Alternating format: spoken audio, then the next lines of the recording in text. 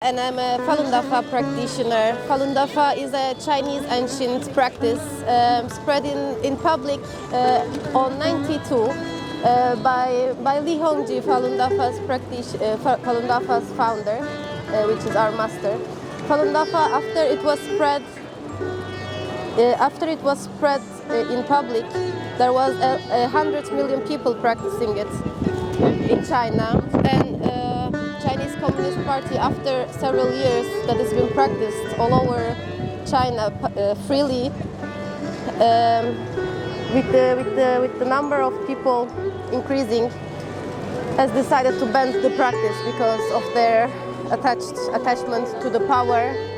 And finally, they started to persecute the practitioners in China. And after the persecution has started in 1999. Let's talk. That's okay. I'm taking your voice as well as picture. Okay. Voice will be conjugated. Okay. Continue. I can continue? Yeah. Once the persecution has started in China, the people are started to be collected by their houses. These people's kids could not even go to school anymore. These people lost their jobs. There was a huge persecution, both physically and mentally. And people were eventually even being killed by their police and by their government. And their organs were taken away eventually, because since they were targeted as criminals, you can just kill a criminal there, apparently, and the world is really silent about it. No media is talking about it anymore.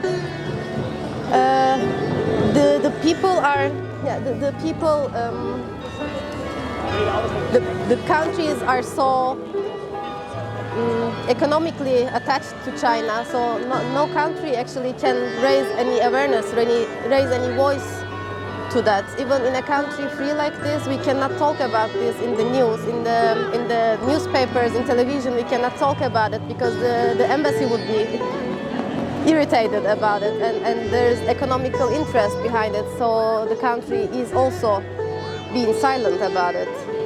And there are so many people like you and I, flesh and bone, being tortured, being raped, being killed, being taken their organ out, and nobody is doing much about it eventually.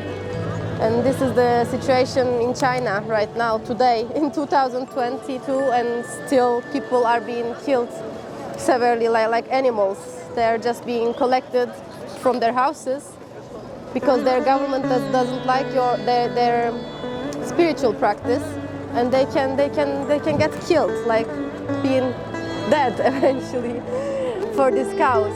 And this is, even if you're atheist or whatever you defend, I'm not against it, it's okay, but you cannot kill people and take their right to live, right to be alive, right to believe, right to go to school, right to exist. You cannot take that away. That is not okay in any ways. So that's why we are here, trying to raise awareness.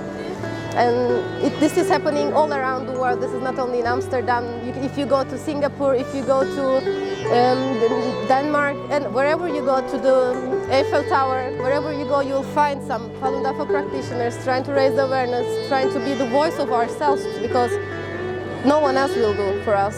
That's really sad. And yeah, this is our story.